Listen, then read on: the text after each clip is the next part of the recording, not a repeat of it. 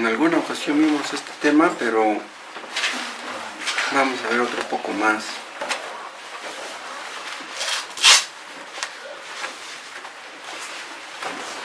Busquen Éxodo capítulo 7.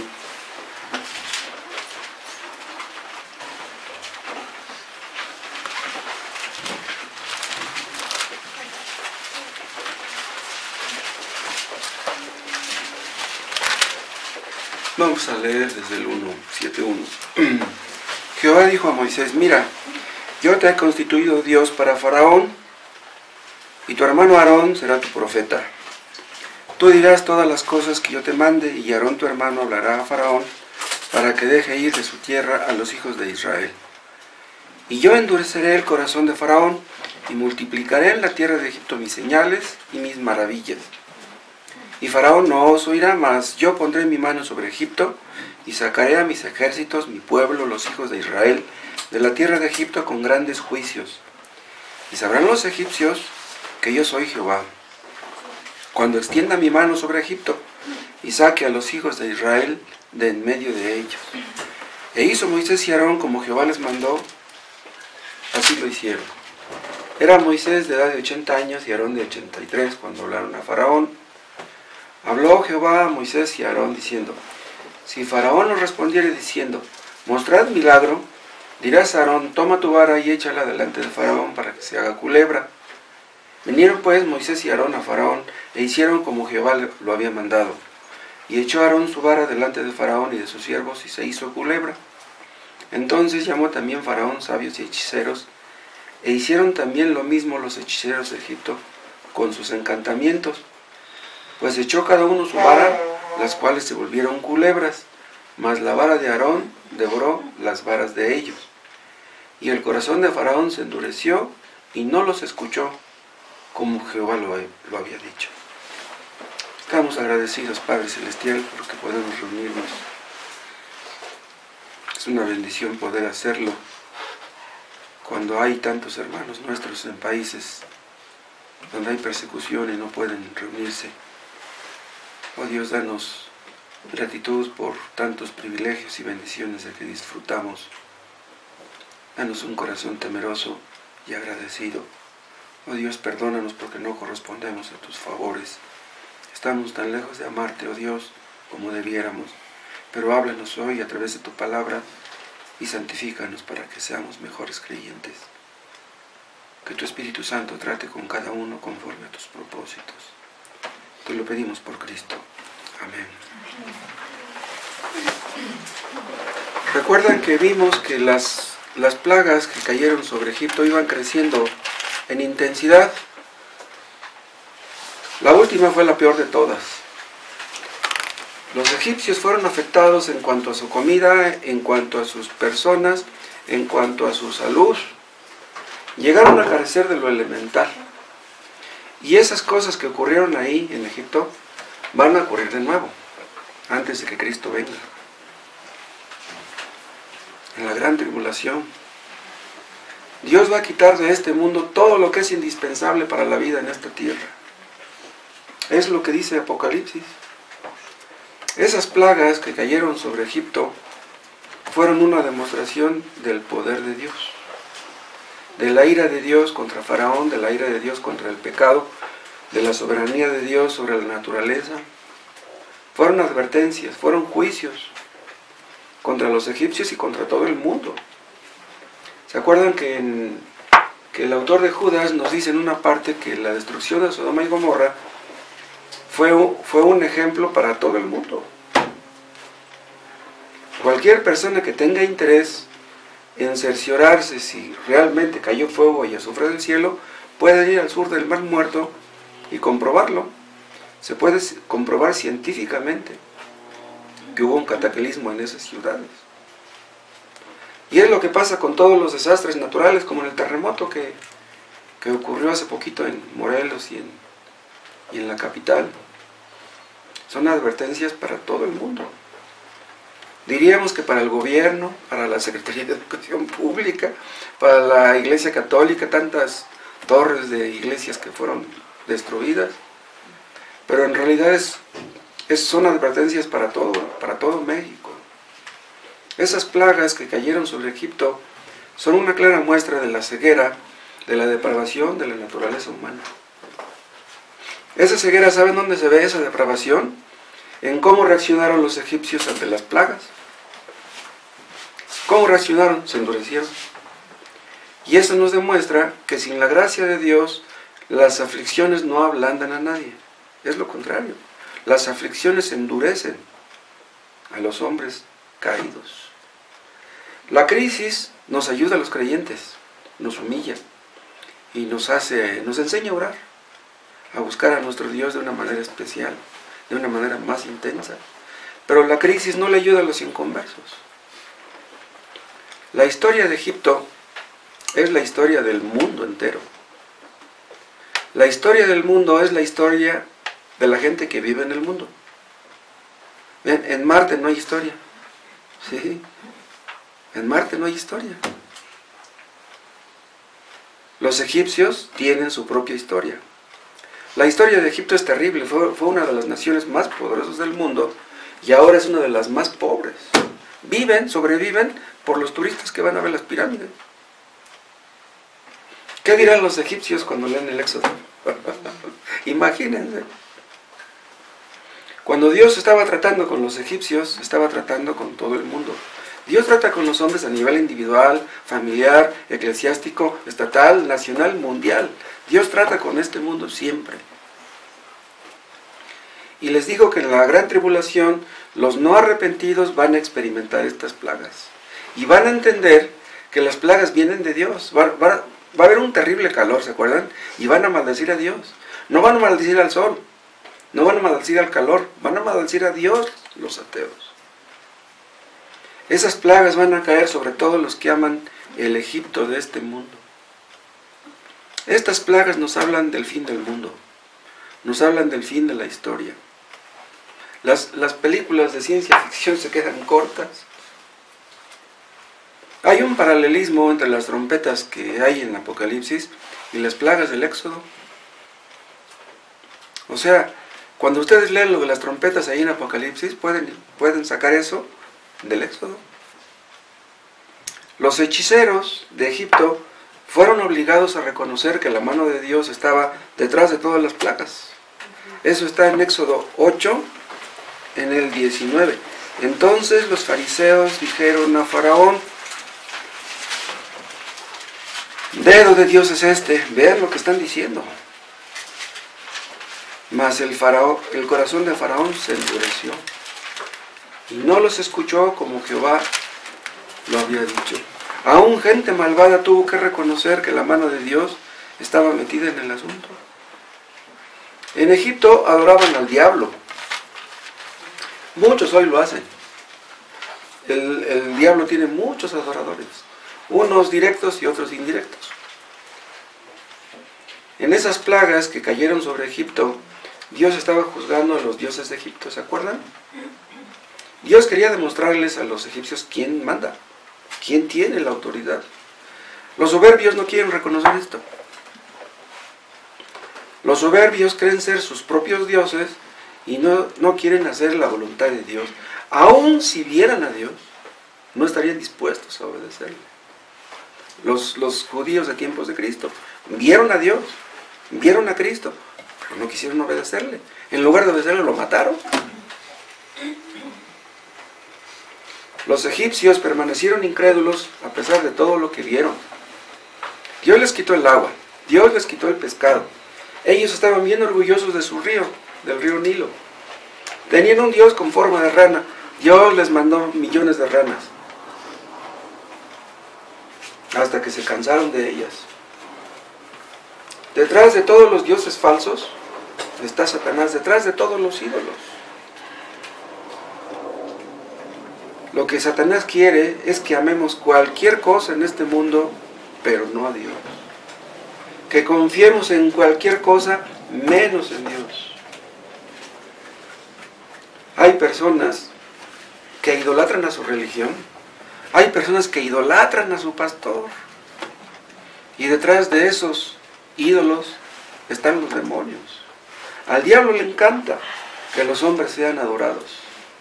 Hay hombres que supuestamente van al culto de adoración y van a adorar al hombre. Los egipcios no trataban de ocultar su satanismo. Muchos hoy lo ocultan, les da vergüenza. Los que hacen misas negras no las hacen en público. Pero siempre ha habido una guerra entre Dios y Satanás. Siempre ha existido. Sea que la podamos discernir o no. Aquellas plagas que cayeron sobre Egipto eran golpes directos sobre su sistema idólatra. Entonces, por eso decimos que eran juicios contra todo el mundo, advertencias. Porque los ídolos están en todo el mundo, no nada más estaban en Egipto. Faraón mismo creía ser un dios. ¿Se acuerdan cuando Moisés le dijo que Jehová le decía que dejara ir al pueblo? Dice, ¿y quién es Jehová? Así dijo. Dice, ¿quién es Dios? Es como si le hubiera dicho, Dios soy yo.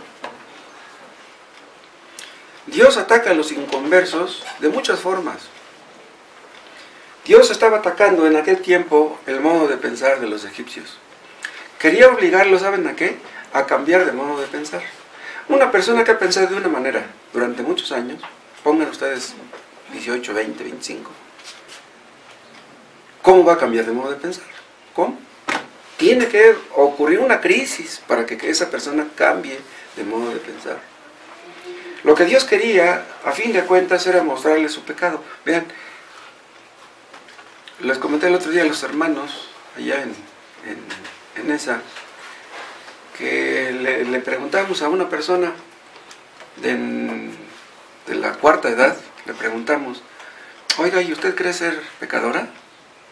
Dice, ¿yo pecadora? Dice, ¿pero yo de qué? Dice, ¿de dónde? ¿Cómo podemos hacer que una persona reconozca su pecado? ¿Cómo? Una persona puede reconocer su pecado aquí, pero acá, no, acá está el problema. El corazón endurecido está dispuesto a reconocer cualquier cosa, menos eso. Algunos de nosotros, de los que estamos aquí, fuimos ateos antes de ser cristianos. Dudábamos de la existencia de Dios. Hay jóvenes que dudan de la existencia de Dios desde que entran en la secundaria. Ya aprenden algo de álgebra y algo de matemáticas y ya se sienten genios, ¿no? Y los ateos se fabrican argumentos en su mente acerca de que Dios no existe. Ellos están bien seguros que Dios no existe. Tienen sus argumentos en su mente. Creen tener todas las respuestas para cualquier cristiano que se les pare enfrente. Pero la palabra de Dios, dice el apóstol Pablo, es poderosa para derribar esos argumentos. Debemos conocer la palabra de Dios. Debemos contestar las preguntas que nos hagan. Debemos estar preparados. Sabemos que no es la apologética la que convierte a las personas, pero debemos de conocer nuestra religión, nuestras doctrinas. Los egipcios confiaban en sus ídolos. Los ateos confían en los suyos. A todos los inconversos les sobrevienen pérdidas. Esas pérdidas les sobrevienen en la providencia de Dios. Cada vez que un inconverso pierde un ser querido, por ejemplo, no lo pierde por obra de la casualidad. Es Dios el que está metido en el asunto. Ese es un ataque en contra de los ídolos que nos fabricamos. ¿Por qué me quitaste a mi hijo? Mejor me hubieras quitado la vida a mí. ¿Por qué me quitaste a mi hijo? O sea, amaban tanto a su hijo que no pueden soportar que Dios les quite a su hijo. Aman más a sus hijos que a Dios. Dios quiere mostrarnos que Él es a quien tenemos que amar por encima de todo. Los egipcios eran poderosos, tenían mucho poder. Y ese es un ídolo, el poder es un ídolo, la influencia que uno ejerce, que tiene sobre otros. Salomón cayó en la misma trampa. Dios le había dicho que no comprara muchos caballos, pero él tuvo miles y miles de caballos. Entonces empezó a confiar en sus caballos. Empezó a confiar en el placer, otro ídolo. Empezó a confiar en el dinero, otro ídolo. ¿Se acuerdan hasta dónde llegó Salomón? Salomón cayó en la idolatría, en la forma más vil y grosera de la idolatría. Dios ataca el pretendido poder que creemos tener. Creemos ser listos, creemos ser inteligentes. Pero ¿saben qué? Que si no, Dios no nos humilla en la juventud, es muy posible que nos humille en la edad adulta, en la edad madura. Hay personas que llegan a la vejez y entonces están obligados a bajarle. Dios los humilla al punto de que tienen que recibir la comida en la boca. Imagínense una persona autosuficiente que le tienen que dar de comida en la boca. Nos vemos débiles, nos vemos achacosos. Tenemos que empezar a usar el bastón, aparatos auditivos, dentadura postiza. ¡Wow! Nos vemos cada vez más vulnerables. No nos gusta eso. Quisiéramos ser independientes, pero dice Dios, no. El único independiente soy yo. Ustedes tienen que depender de mí. Los jóvenes creen que siempre van a hacerlo. Los ricos creen que siempre serán ricos. Hay personas que no tienen riqueza, pero que la ambicionan. Hay personas que casi no tienen placeres, porque no tienen dinero y los placeres cuestan. Pero pues los buscan a su manera, a costa de lo que sea. Los egipcios fueron atacados en el comercio, fueron atacados en la agricultura. Los mosquitos que Dios les mandó en una plaga, ¿se acuerdan? Les hacían olvidar todos los placeres. ¿Quién puede disfrutar de un placer con tantos mosquitos? Y vean, los piojos, las ranas, eran cosas pequeñitas, cosas insignificantes. ¿Cómo Dios nos humilla con cosas insignificantes?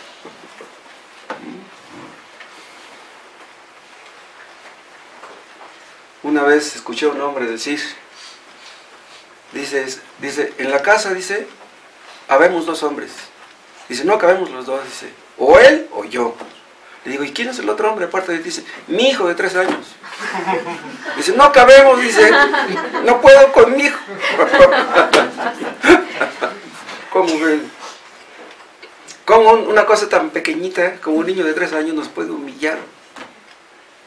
El otro día llegó allá a Nesa una persona con un niñito que quería comprar libros y estuvimos platicando. Y desde que entramos el niño, papá ya vámonos, papá ya vámonos, un niño de 2 años, papá ya vámonos. Y no nos dejaba platicar porque estaba con lo mismo, papá ya vámonos, espérate hijito, y espérate hijito. No nos dejó platicar, dice, disculpe mi pastor, decía, me voy, no podemos platicar, se llevó a su niño. ¿Cómo una cosa tan pequeñita puede mostrarnos lo que hay en nuestro corazón? Hay personas que encuentran placer en la comida, pero que llegan a un punto en que ya no pueden disfrutar de ella. El médico les prohíbe que coman esto, que coman lo que más les gusta. Llegas al punto que no puedes disfrutar de las comodidades que tienes, de las que te enorgullecías. Tus placeres y tus comodidades ya no te consuelan. La vida se vuelve insípida. Y hay personas que llegan a ese punto que se suicidan mejor. Hay mujeres que cuando tenían sus hijos, cómo les gustaban los niños. Oiga señora, ¿y por qué tuvo 10 hijos? Ay, es que me encantan los niños. Pero esas mujeres ya después no aguantan ni a sus nietos. Dicen algunos que los nietos se quieren más que los hijos. Pero hay abuelas que son cristianas que no aguantan a sus nietos. Y luego llegan al punto que les dan un platillo, el que más les gustaba, pero ya no les llama la atención. Les llega la depresión, todo pierde su sabor. Y lo mismo pasa con el dinero. La economía se colapsó en Egipto. Y Dios puede hacer que nosotros quedemos en la pobreza de un día para otro. Hay personas ricas que quedan pobres casi de un día para otro. El otro día platiqué con un hombre allá en Nesa que tiene un negocito ahí pequeño hace muebles. Pero su negocio es pequeñito. Y me estaba platicando que él llegó a ser muy rico. Le digo, caray, sí. Dice, yo llegué a ganar, dice, 60,000 pesos a la semana, dice, libres de polvo y paja. 60,000 mensuales, wow, ese es mucho dinero. Ni en un año los gano yo. después de que vivió con una y con otra y con otra y que tuvo un montón de hijos, se quedó sin nada porque tuvo que repartir dinero a un montón de hijos y a un montón de mujeres, y no tiene nada. El pecado, ¿ven? ¿A dónde lo condujo?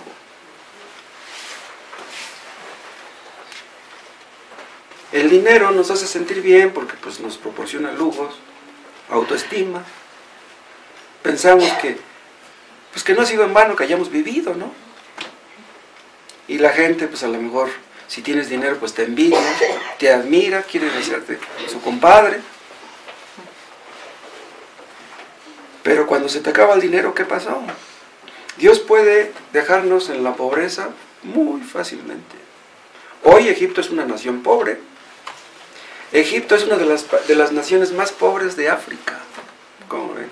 Grecia fue un imperio, un tiempo antes del Imperio Romano, fue un imperio, pero de Europa, Grecia es de los países más pobres. España llevaba barcos llenos de oro que se robaba de México, de Perú, de Colombia, y ahora España, olvídense. Hay personas que todo les marcha muy bien y de repente, ¡pum!, los despiden de su trabajo. ¿Y en dónde quedó su soberbia? Quiebra la empresa, te liquidan, te dan tus 20,000, pero te los gastas en 2 o 3 meses. Hay bancos que quiebran y la gente pierde su dinero. No, no tenemos. Haz lo que gustes. Entonces, si vemos las barbas del vecino cortar, pongamos las nuestras a remojar. Hay personas que calzan y visten a crédito. ¿Cómo ven? Wow. No confíes en lo que tienes, pues todo se acabará. Busca lo sustancial, busca los tesoros espirituales, porque ¿de qué te servirá todo lo que tienes, a fin de cuentas, si mueres sin Cristo, si mueres sin Dios? Además tienes que entender que lo único que puede llenar el vacío de nuestro corazón es Dios. Solamente Cristo satisface nuestras almas hambrientas. No pongas tus ojos en las posesiones, no pongas tus ojos en tus hijos, en el dinero, en tus carros. Pon tus ojos en Cristo, porque todo se acaba, todo se acabará. Hay personas que sufren pérdida tras pérdida y van caminando en la calle como zombies. Conocimos un matrimonio que estuvo yendo a Nesa, a ver si no escucha esta predicación, si se está grabando, que los dos tuvieron mucho dinero, tanto el hombre como la mujer. Tuvieron problemas matrimoniales, cada quien por su lado, se separaron de sus respectivas parejas y se casaron entre ellos, o se juntaron, dice. Pero después de que estaban acostumbrados a tener dinero, llegaron a la vil pobreza. ¿Saben qué hacía este hombre para sobrevivir? Se levantaba a las 2, 3 de la mañana para ir a juntar PET, para ir a vender cartón, para ir a vender. Es increíble. ¿Cómo se sentirá una persona que se acostumbró a comer de todo, a comer bien, y de repente lo que caiga, aunque sea un cafecito con un bolillo? Dios ataca en su providencia a los hombres donde más les duele. ¿Qué es lo que Dios quiere enseñarnos? Que nosotros no somos Dios, que los ídolos no nos satisfacen, no nos pueden ayudar. Esa es la vanidad de la vida sin Dios. El diablo promete pero no cumple.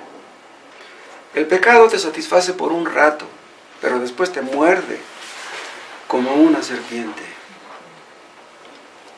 El pecado entró en el mundo por un hombre, por Adán. Eso fue hace miles de años. El diablo engañó a Eva y luego cayó en la trampa también Adán. Y la gente sigue creyendo sus mentiras todavía después de miles de años. Faraón sufrió mucho y todos los egipcios igual. Él era el representante del pueblo, pues todo el pueblo sufrió lo mismo. Nadie vio tantos milagros como Faraón y de nada le sirvió. Eso echa por tierra la idea de que si nosotros hiciéramos milagros la gente se convertiría. Eso es falso. En lugar de ablandarse, se fue endureciendo más y más. Y hay personas que pierden esto y pierden aquello otro y se van endureciendo poco a poco. Y aunque sospechan que Dios les habla, no quieren creerlo. Aman su pecado. Cristo hacía milagros y en una ocasión les dicen los fariseos: haznos una señal. haznos un milagro. Ya habían visto muchos y quería que le hicieran uno, especialmente a ellos. A ver si un milagro que tú nos hagas, a ver si ese sí nos convence. Quien no se convence con la palabra de Dios no se convencerá de ninguna otra manera. Las plagas que cayeron sobre Egipto fueron consecuencia de su desobediencia, de su rebeldía. Y eso pasa con muchas personas y no lo quieren creer. Están sufriendo las consecuencias de sus malas decisiones y no lo quieren creer.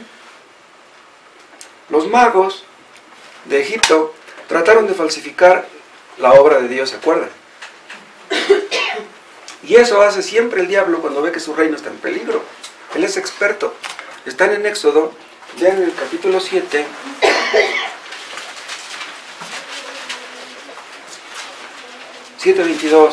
Los hechiceros de Egipto hicieron lo mismo con sus encantamientos, y el corazón de Faraón se endureció, y no los escuchó como Jehová lo había dicho. Es lo que dice 7:22, pero vean lo que dice 8:7. Y los hechiceros hicieron lo mismo con sus encantamientos, e hicieron venir ranas sobre la tierra de Egipto. Vean, ellos imitaron lo que Moisés había hecho. En 3 de las plagas, de las 10 plagas hubo falsificación, en 3. Pero vean, falsificaron la plaga, pero no la pudieron quitar. ¿Sí? El único que podía quitarla era Dios. ¿Saben qué va a pasar cuando aparezca la bestia, el anticristo?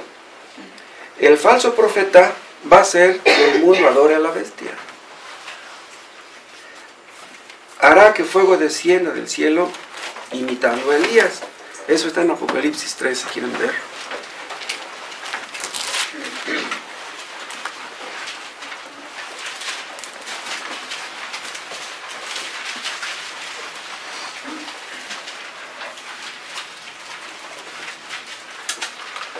Apocalipsis 13:13. Habla aquí del anticristo, ¿no?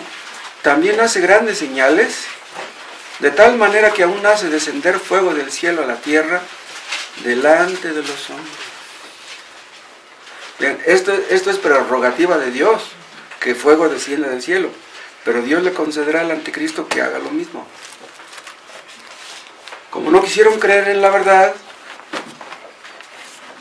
Dios les hará que caigan en la trampa y creerán en la mentira. En realidad todos los hombres que se niegan a creer en la verdad están ya creyendo en la mentira. El diablo siempre ha sido un imitador. ¿Se acuerdan que Elías hizo caer fuego del cielo? Eso es lo que va a hacer Satanás. Vean 2 de Corintios, capítulo 11.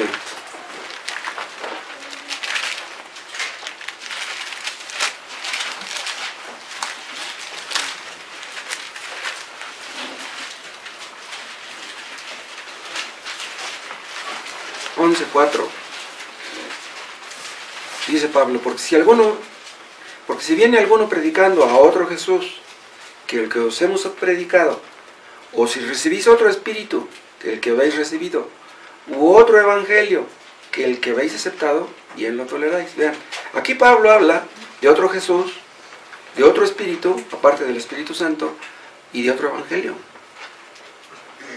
Vean, dice, bien lo toleráis. O sea, ¿cómo es posible que la mentira tenga más influencia sobre ustedes que la verdad? ¿Soportan más la mentira que la verdad? ¿Qué quiere decir esto? Que el diablo hace mucho porque la verdad no llegue a la gente, o que llegue distorsionada. Las medias verdades en realidad son mentiras. Hay iglesias evangélicas que enseñan algunas verdades, pero que enseñan algunas mentiras. Y desde ese punto de vista, lo que están enseñando a fin de cuentas es pura mentira. Es increíble cómo en un ministerio donde se predica una mezcla de verdades y mentiras, puede haber personas que lleguen a ser salvas, pero es cierto. Hay personas que escuchan algunas verdades y otras que leen. Pues lo que escuchan y lo que leen puede que los conduzca a la conversión. Pero si son convertidos, se van a salir de ahí, no les quepa duda. El otro día yo les comentaba que supongamos que un católico va a la basílica y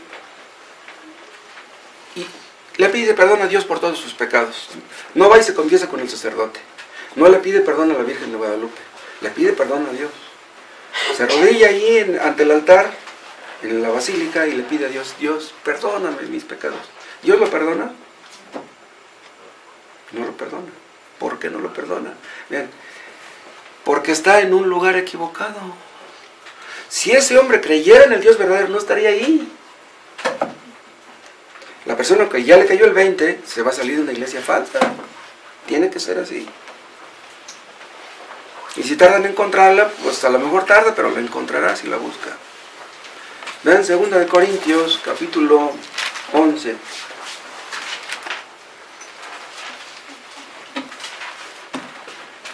(11, 13). Porque estos son falsos apóstoles, obreros fraudulentos. Obreros habla de que están en la obra supuestamente de Dios, ¿no? Que se disfrazan como apóstoles de Cristo. Vean, la Iglesia Católica cree en la sucesión apostólica, pero hay un montón de iglesias ahora que creen en lo mismo, que tienen apóstoles en su organización. Supuestamente están trabajando para Dios, pero están trabajando para el diablo. Hay personas que piensan, que creen en Cristo, están creyendo en un Cristo falso, en un evangelio falso. Están adorando apóstoles falsos. Piensan que creen en el evangelio y ustedes le preguntan el significado de la palabra evangelio, ni siquiera lo conocen. Satanás se disfraza como ángel de luz, pero es un ángel de tinieblas. Y imagínense, si Satanás se disfraza, qué gran cosa será que se disfracen sus discípulos, los falsos maestros. El otro día yo les comentaba que el cristianismo es la religión más falsificada del mundo. En realidad es la única falsificada. Sí. Las religiones falsas no son falsificadas. Y eso ocurrió desde un principio. Siempre Satanás trató de falsificar al cristianismo. Siempre. ¿Para qué vas con Cristo? Mira, puedes ir con los agnósticos, puedes ir con los brujos, con los adivinos, con los santeros. No necesitas de Dios. Acude con la Santa Muerte, con Judas Tadeo, con la Virgencita. Tú no vayas con Dios. El diablo hace todo lo posible por apartar a los ojos a las personas de Dios. ¿Por qué hablamos mal del evangelio de la prosperidad? Ese evangelio falso le promete a la gente dinero, la solución de todos sus problemas a través del dinero. Ofrecen a Cristo a ellos como si fuera un brujo que te va a dar lo que tú le pidas.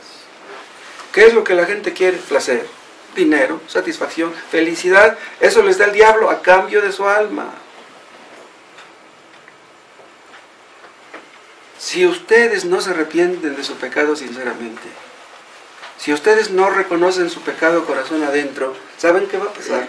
Van a ir sufriendo pérdida tras pérdida y no van a tener ni poder un día, ni placer, ni felicidad, nada que les satisfaga.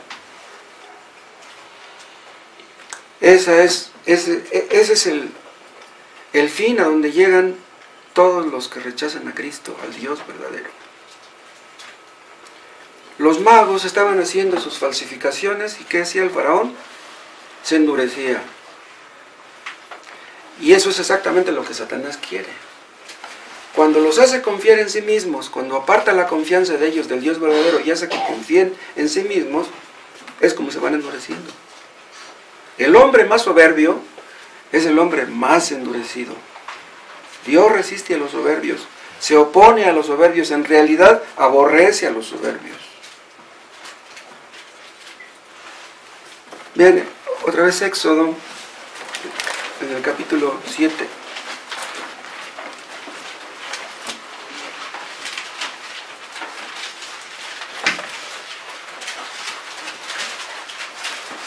Éxodo 7:2. Tú dirás todas las cosas que yo te mande, y Aarón tu hermano hablará a Faraón para que deje ir de su tierra a los hijos de Israel, y yo endureceré el corazón de Faraón. Vean, aquí habla de que Dios endurecería el corazón de Faraón. Pero hay otros versículos donde dice que Faraón endureció su corazón. Entonces, ¿es una contradicción? ¿Qué fue lo que ocurrió realmente? ¿Dios endureció su corazón o Faraón se endureció? ¿Cuál es la verdad? Las dos cosas son verdad. Dios endureció a Faraón como soberano. Él es el soberano sobre los corazones de los hombres. Pero Faraón se endureció y esa es la responsabilidad humana. Una doctrina no niega la otra. Hay algunos que piensan que que Dios endureció a Faraón porque Faraón se endureció. No, Faraón se endureció como consecuencia de que Dios lo endureció. Dios lo abandonó. Y ya lo había dicho, se lo dijo a Moisés. Dice, yo lo voy a endurecer, dice.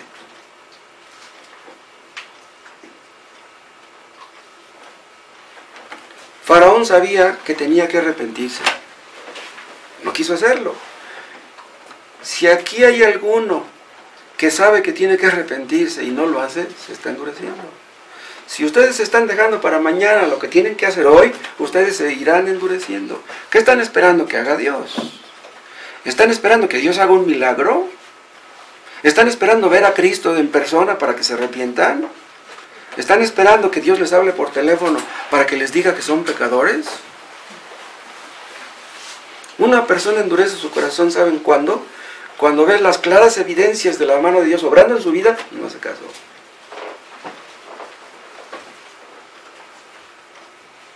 Hay personas que leen la Biblia y que la leen todos los días, pero no quieren obedecer lo que está escrito. Si tú no haces la voluntad de Dios, tú te irás endureciendo. Imagínense los pastores que tenemos hijos que son inconversos. Si mueren siendo inconversos, ¡qué horror! Yo pienso en mi hija que está en Chicago y digo, si mi hija no llega a ser salva nunca, todo lo que le enseñamos desde que era chica. Cuando mi hijo David tenía meses de nacido, yo lo cargaba y caminaba con él y le decía, Dios, cuando mi hijo crezca, sálvalo, que un día te sirva, que un día predique. Y hasta la fecha es inconverso, mi hijo. Wow. Vean Hebreos capítulo 3.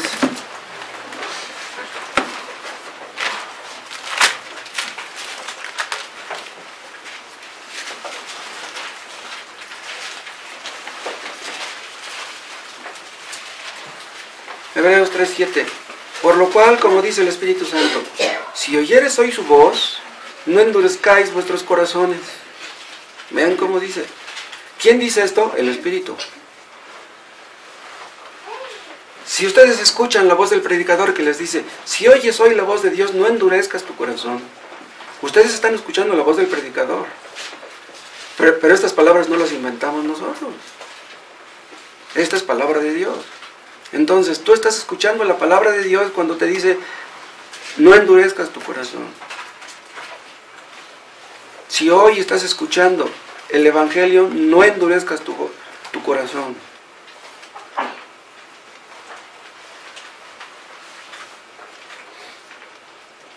Cristo les decía a sus seguidores, el que tenga oídos para oír, oiga. ¿Quién es el que tiene oídos para oír? Por naturaleza, nadie. Si alguien tiene oídos para oír, es porque Dios ha abierto sus oídos. Si tus oídos están cerrados, pídele a Dios que te los abra, para que oigas y entiendas. Si nunca te has arrepentido, pues pídele que te dé el arrepentimiento, que te dé la fe, que te dé la salvación. ¿Cómo te va a dar Dios la salvación si tú no quieres ser salvo? No dejes para mañana lo que tienes que hacer hoy, porque hacerlo es muy peligroso. Hay personas que ven claramente la mano de Dios obrando en sus vidas, en sus hijos. Hijos rebeldes, hijos drogadictos, hijos en el reclusorio, un hijo que se le muere, una hija que se le va con el novio, cosas que no nos gustan, pero no pueden ver la mano de Dios en eso. Cierran sus oídos, se tapan los oídos, no quieren oír la voz de Dios. Dios habla de muchas maneras, pero el hombre no entiende. Dios los desilusiona, los frustra, se llenan de amargura. Dios les cierra la puerta, les estorba, pero no entienden. Hubo una actriz húngara, Sasha Gabor, se casó 9 veces. Desde la primera vez que se divorció, debió de haber visto su pecado. Pues 9 veces debió de haber visto su pecado y nunca pudo verlo. No pudo ver su pecado en el matrimonio. Eso es algo que Dios nos concede para que veamos nuestro pecado. Si en la soltería o en el noviazgo no puedes ver tu pecado, lo verás cuando te cases, te lo garantizo. Pues de Dios, ¿de quién más? Cualquier cosa que tengamos en casa, cualquier cosa, es porque Él nos la ha dado. No es porque seamos listos, inteligentes, ahorrativos, trabajadores, es porque Dios nos lo ha dado. Si estás sano para trabajar, ¿quién te ha dado la salud? Si tienes trabajo, ¿quién te lo ha dado? Si tienes inteligencia para desempeñar un trabajo, ¿quién te ha dado esa inteligencia? Todo te lo ha dado Dios. Tengas lo que tengas, Dios te lo ha dado. Dios es la fuente y el origen de todas las bendiciones. Dios quitó las ranas el día señalado por Faraón. Vean lo que estoy diciendo. Dios quitó las ranas el día que Faraón dijo. Eso está en Éxodo 8.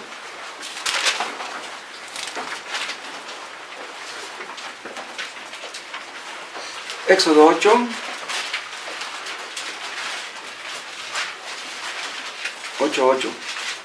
Entonces Faraón llamó a Moisés y a Aarón y les dijo: orad a Jehová para que quite las ranas de mí y de mi pueblo. Y dejaré ir a tu pueblo para que ofrezcas sacrificios a Jehová. Y dijo Moisés a Faraón: dígnate indicarme cuándo debo orar por ti, por tus siervos y por tu pueblo, para que las ranas sean quitadas de ti y de tus casas y que solamente queden en el río. Y él dijo: mañana. Vean, Dios le quitó las ranas cuando Faraón dijo, y ni así creyó. Dios les quitaba las ranas y las plagas en general en su misericordia. Vean, Dios les quitó, lo que más les dolió fue que le quitaron los primogénitos. Eso no lo pudieron soportar. Pero díganme, ¿no pudo haberle quitado el primogénito y el segundo y el tercero? ¿Por qué no lo hizo? Por su misericordia. El agua que se convirtió en sangre, ¿saben cuánto duró? Una semana. No duró para siempre.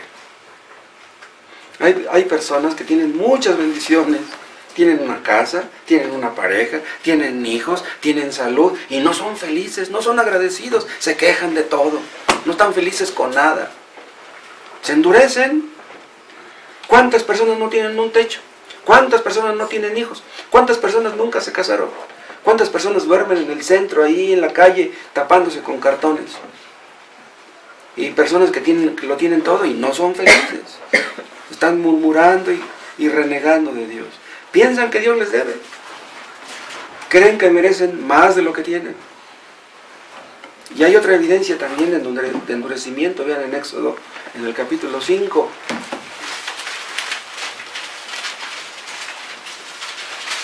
Éxodo 5:1.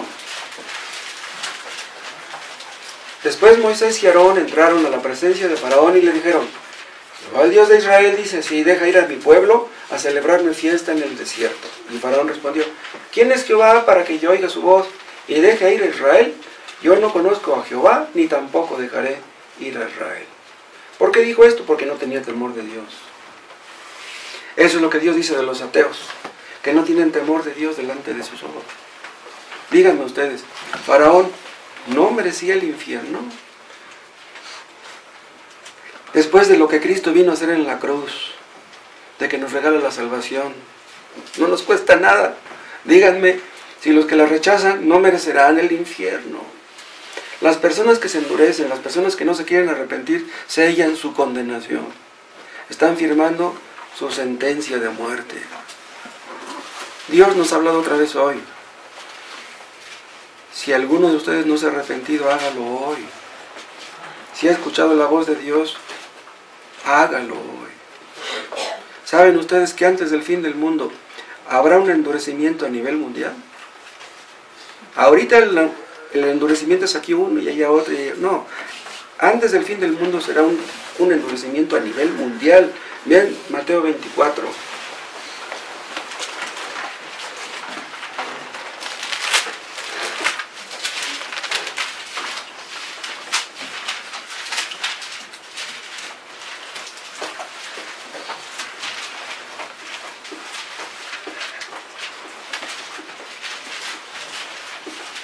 Aquí está hablando Cristo de dos cosas, ¿no? De la destrucción de Jerusalén y también del fin del mundo. Dice el 24:9. Entonces os entregarán la tribulación y os matarán. ¿A quién? A los creyentes. Y seréis aborrecidos de todas las gentes por causa de mi nombre. Muchos tropezarán entonces y se entregarán unos a otros, y unos a otros se aborrecerán. ¿Ven? El amor entre los inconversos no puede existir.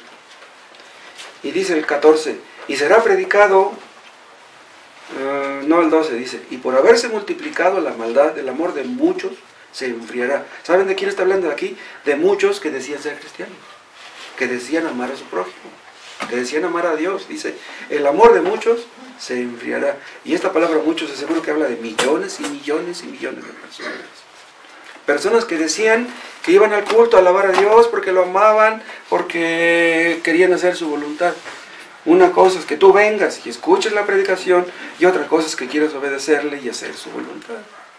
¿Saben qué demuestra todo esto? Que el hombre abandonado por Dios se convierte en un animal. Eso es lo que somos, dejados de la mano de Dios. Los cristianos, si Dios nos abandonara un día, seríamos capaces de cometer las peores locuras. Si no hemos pecado más de lo que hemos pecado, no cabe duda que es la misericordia de Dios. Bendito sea Dios que no permitió que algunos de los que estamos aquí nos endureciéramos. Él nos ablandó con su mano poderosa, con el poder de su Espíritu Santo.